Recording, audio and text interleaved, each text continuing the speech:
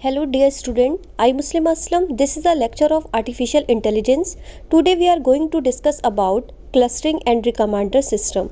So previous lecture में आपने देखा था regression, prediction and classification. I hope आपको अच्छे से क्लियर हो गया होगा. आज हम बात करेंगे क्लस्टरिंग की. तो व्हाट इज़ क्लस्टरिंग? तो सबसे पहले देखते हैं क्लस्टरिंग क्या होता है. Group of similar object belong to same class means आपको सिमिलर ऑब्जेक्ट को एक क्लास के अंदर रखना है. मतलब कोई भी जो सिमिलर ऑब्जेक्ट होगा उसको एक ही यानी कि सेम क्लास के अंदर ही रखना है. Process of making group of abstract classes into classes of similar object. जो भी सेम ऑब्जेक्ट हैं उनको आपको सेम क्लास के अंदर ही प्लेस करना है. तो जो भी सेम ऑब्जेक्ट होंगे उनको सेम क्लास के अंदर आप उसको क्या कर दोगे, प्लेस कर दोगे. वो आपका क्या कहलाता है, क्लस्टरिंग. तो क्लस्टरिंग के 2 मेथड होते हैं. फर्स्ट मेथड जो है वो आपके पास है हायरार्किकल, दूसरा है डीबी स्कैन. तो हायरार्किकल में जो आता है वो आपका क्या करता है, क्रिएट करता है हायरार्की को.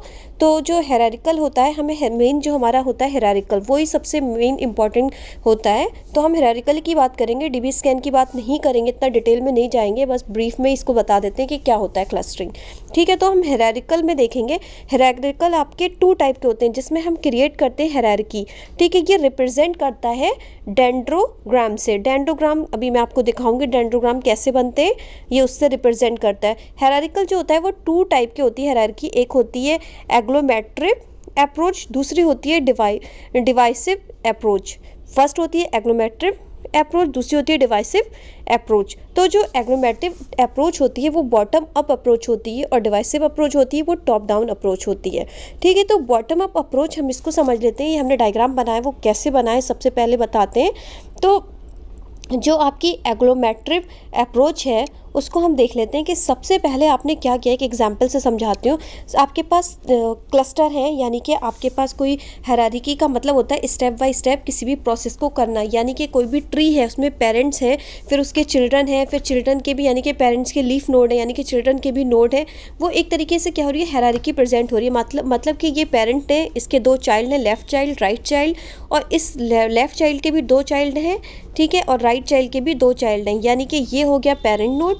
ठीक है, ये इनके चिल्ड्रन हो गए और ये हो गई लीफ नोड. तो ये क्या हायरार्की में प्रेजेंट हो रहा है. ठीक है, ये एक आपका हायरार्की हो रही है, ये हायरार्की में प्रेजेंट हो रहा है. तो इसी टाइप से हम देखेंगे कि जो आपका आपने बॉटम अप अप्रोच लगाई है, तो बॉटम अप्रोच में आपने पहले इंडिविजुअल ऑब्जेक्ट लिए हैं, पहले उनका क्लस्टर बनाया गया है. इस तरह से फर्दर एक फाइनल क्लस्टर बना है.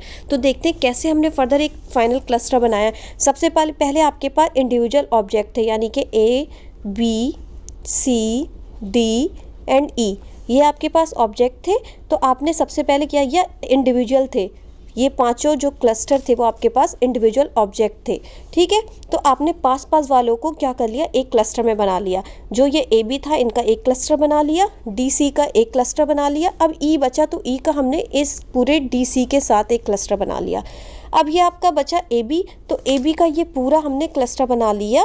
ए बी का पूरा सी डी जो सी डी ई आ रहा था वो चारों का एक क्लस्टर बना लिया. तो ये वही काम किया गया है. फिर उसके बाद हमने एक बनाया है डेंड्रोग्राफ, इसे बोलते हैं आप डेंड्रोग्राफ. तो ये आप कह सकते हो डेंड्रोग्राम जो हमने बनाया. डेंड्रोग्राम में सबसे पहले हमने क्या लिया, हमने ए बी सी डी ली, क्योंकि हमारे पास 5 ही एलिमेंट थे, A B C D and E. ठीक है, तो सबसे पहले हमने क्लस्टर किसका बनाया, ए और बी का बनाया, फिर सी और डी का बनाया, और फिर ई का किसके साथ बना, सी और डी के साथ बना, और ए बी का किसके साथ बन रहा था, जो सी डी ई के साथ था. तो ऐसे ही हमारी क्या हो रही है, हमारी टॉप बॉटम अप अप्रोच लग रही है, यानी कि नीचे से आपकी ऊपर की तरफ जा रही है. तो ये एक बॉटम अप्रोच है, ये डेंड्रोग्राफ बोलते हैं. ठीक है, तो हम इसका जो सिंपल मीनिंग हो रहा है वो क्या हो रहा है कि आपने पहले इंडिविजुअल ऑब्जेक्ट लिए, पहले उनका क्लस्टर बनाया गया, इस तरह से फर्दर एक फाइनल क्लस्टर आपने बनाया. वो आपका क्या कहलाता है, एग्लोमेट्रिक अप्रोच कहलाती है, बॉटम अप अप्रोच कहलाती है, जो एग्लोमेट्रिक के अंदर आती है.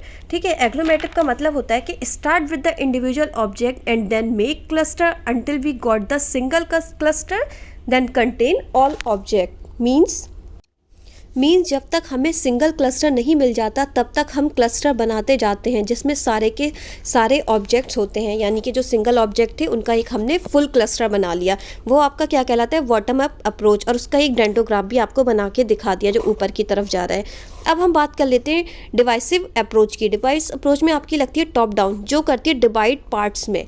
ठीक है, तो डिवाइड पार्ट्स में करती है, यानी कि हम एक फुल क्लस्टर लिया है, उन्हें तब तक डिवाइड करते गए हैं जब तक हमें इंडिविजुअल ऑब्जेक्ट नहीं मिल गया। तो ये क्या हो रहा है कि जब हमने एक फुल क्लस्टर लिया उन्हें तब तक डिवाइड किया गया जब तक हमें एक इंडिविजुअल ऑब्जेक्ट नहीं मिल गया। तो वो आपका क्या कहलाता है, टॉप डाउन अप्रोच, यानी कि टॉप से डाउन आए। ठीक है, तो ये जो आपको दिख रहा है ये टॉप से डाउन आए हैं, वो हमने कैसे लिया है।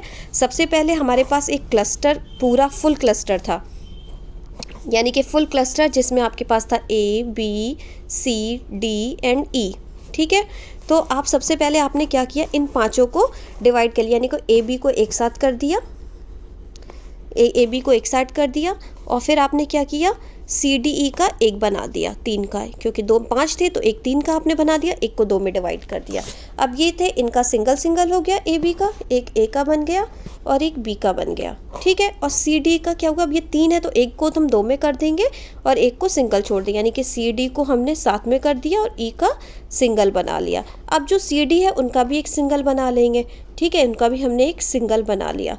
तो ये हमने क्या कर दिया, ये हमारी जो अप्रोच लग रही है वो क्या लग रही है, टॉप से डाउन, हम यानी कि टॉप से डाउन आए। तो ये हो रहा है कि हम एक फुल क्लस्टर लिया है, उन्हें तब तक डिवाइड करेंगे जब तक हम इंडिविजुअल ऑब्जेक्ट नहीं मिल गया, तो वो आपकी कहलाती है टॉप डाउन अप्रोच। मतलब we take a one cluster which composes of all object and keep on divide then until get on elements. तो इसके लिए भी आप ये लिख भी सकते हो, मैंने आपको एग्लोमेटिव अप्रोच और डिवाइस अप्रोच की थोड़ी सी डेफिनेशन बताई, ये भी लिख सकते हो। इसमें वही बताया, सबसे पहले एग्लोमेटिव में start with the individual object and then make cluster until we got the single cluster that contains all object. Mean जब तक हम सिंगल क्लस्टर नहीं मिल जाता तब तक हम क्लस्टर बनाते जाते हैं जिसमें सारे के सारे ऑब्जेक्ट होते हैं। ठीक है, और डिवाइसिव अप्रोच में क्या होता है, डिवाइसिव अप्रोच में होता है कि we take one cluster which composes of all object and keep on divide then until get on elements. Means कि हमने एक फुल क्लस्टर लिया है, उन्हें तब तक डिवाइड करेंगे जब तक हमें इंडिविजुअल ऑब्जेक्ट नहीं मिल जाता। तो ये आपकी इसमें आती है टॉप डाउन अप्रोच और उसमें आती है आपकी बॉटम अप अप्रोच। ठीक है, तो आई होप आपको ये क्लस्टर अच्छे से क्लियर हो गया होगा। आज फिर हम देख लेते हैं, नेक्स्ट हमारा टॉपिक था इसी में ही, रिकमांडर सिस्टम।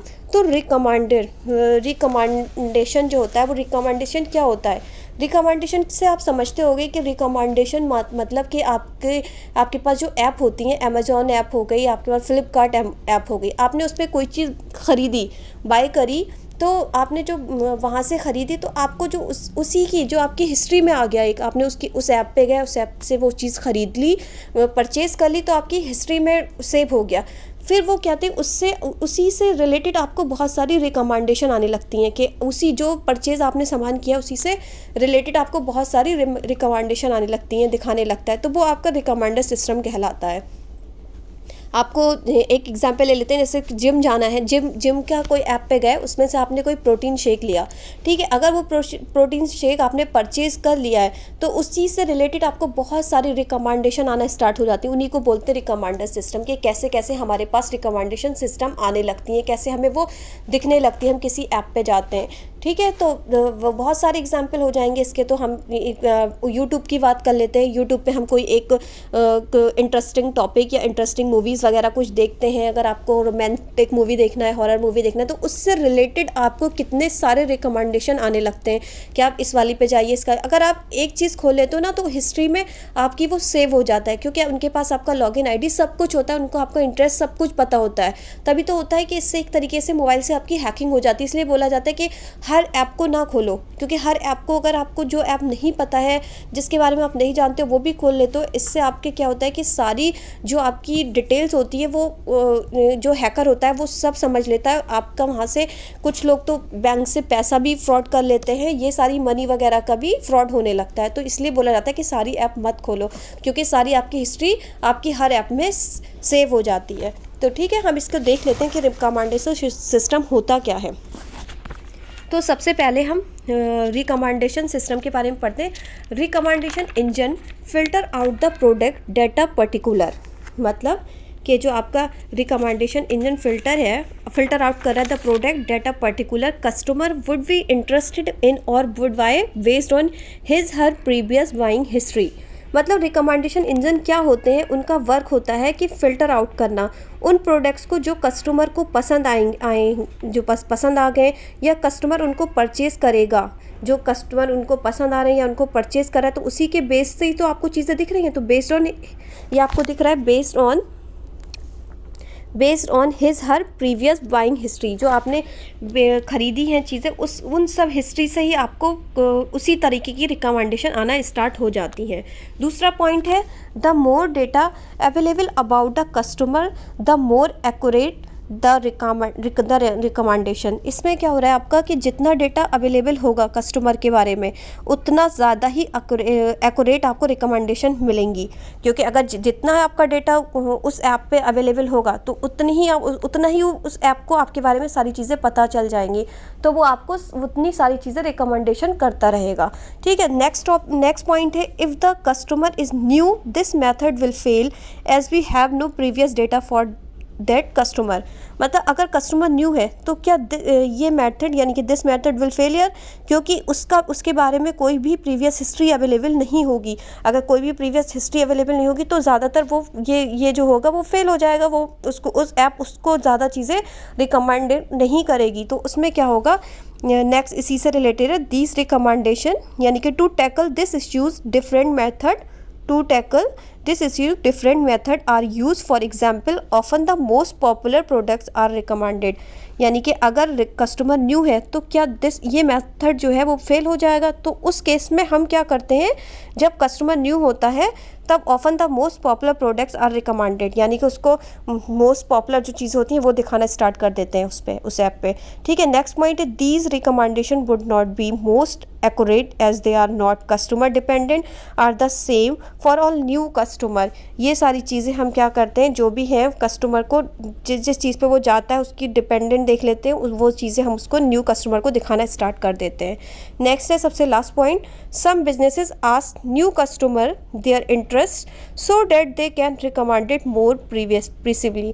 मतलब कि अगर आप ये ऐप जो न्यू कस्टमर है वो अगर गया है किसी ऐप पे तो हम उससे फिर क्या कराने लगते हैं, ये हमारा बिज़नेस है, ये सब कुछ बिज़नेस से स्टार्ट करनी है लोगों ने कि उस ऐप को लॉगिन कराने लगते हैं, आईडी लेने लगते हैं, पासवर्ड लेने लगते हैं। ये सारी चीज़ें जब आपकी चली जाती हैं उसमें इंटरेस्ट भी पूछने लगते हैं, तो ये धीरे धीरे उनके पास सारी चीज़ें हमारी सेव होने लगती हैं न्यू कस्टमर की, तो वो उस हिसाब से आपको रिकमेंडेशन देते रहते हैं, चीज़ें वो आपको दिखाने लगते हैं। ठीक है, तो ये सिंपली रिकमेंडेशन सिस्टम का मतलब तो आपको समझ में आ ही गया होगा। हम इसकी दो टेक्निक देख लेते हैं।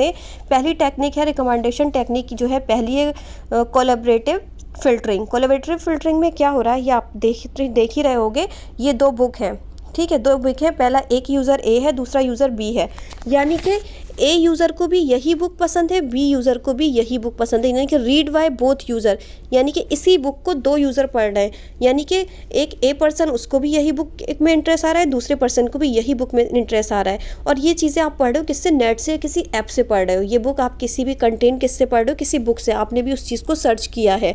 तो आपको क्या हो रहा है कि तो अब आप क्या होगा कि जब ए पर्सन है वो ये वाली बुक पढ़ेगा, मतलब कि ये कोई नई बुक पढ़ेगा, इस अगर नई बुक में उसको इंटरेस्ट आ रहा है तो ये क्या करेगी, ये ऐप जो करेगी वो बी को यही बुक, क्योंकि जो ए ने पढ़ी है ना, क्योंकि ए का इंटरेस्ट वो समझ गया कि ए और बी का इंटरेस्ट जो था वो सिमिलर दोनों एक जैसी चीज़ें पढ़ते थे। तो अगर जो ए कोई न्यू बुक पढ़ा है अगर बी ने नहीं पढ़ी है तो क्या करेगा, ऐप करेगा कि बी को वो चीज़ें रिकमेंडेशन करने लगेगा। जैसी अगर बी पढ़ रहा है, अगर ए ने नहीं पढ़ा है तो वो बी को ए को रिकमेंडर करेगा। ऐसे ये आपकी क्या लाता है, कोलैबोरेटिव फिल्टरिंग। तो कोलैबोरेटिव फिल्टरिंग कुछ इस टाइप से होती है कि 2, 3, 4 जितने भी कस्टमर होते हैं अगर जिनका सेम इंटरेस्ट होता है तो उनको एक दूसरे की चीज़ें दिखाई जाती हैं, क्योंकि उनका इंटरेस्ट और उन दोनों का सेम है, तो कहीं ना कहीं उसको उसकी पढ़ी हुई चीज़ भी पसंद आएगी। तो ये बोलते हैं collaborative filtering.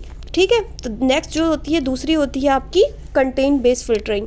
Content based filtering में क्या हो रहा है कि कंटेंट कोई भी यूज़र है उसने कोई एक बुक पढ़ी या कोई एक कंटेंट पढ़ा जो था, मान लिया हॉरर से था, उसको हॉरर मूवीज़ या ले लो थ्रिल मूवीज़, या उसको मान लिया रोमांटिक मूवीज़ पसंद है। ठीक है, तो वो उसको सिमिलर आर्टिकल क्या करेगा, उसी से रिलेटेड सिमिलर आर्टिकल्स रिकमेंड करने लगेगा टू यूज़र को। ये देखो, ये यूज़र को रिकमेंड करने लग रहा है। तो ये होते हैं कंटेंट बेस्ड फिल्टरिंग। तो कंटेंट बेस्ड में उसी यूज़र को, कि अगर उस यूज़र ने थ्रिल वाला किया है या उसने हॉरर का किया है या रोमांटिक का किया, जो जिस टाइप का उसको इंटरेस्ट है उसी टाइप का वो यूज़र को रिकमेंड करने लगेगा। तो ये आपका कहलाता है कंटेंट बेस्ड फिल्टरिंग। तो दो टाइप की टेक्निक होती है, एक कोलैबोरेटिव फिल्टरिंग, दूसरी होती है कंटेंट बेस्ड फिल्टरिंग। तो आई होप आपको ये अच्छे से समझ में आ गया होगा। मैंने ज़्यादा डिटेल में नहीं बताया, बस ब्रीफ में बता दिया ताकि आपको पता होना चाहिए कि इनका मतलब क्या है।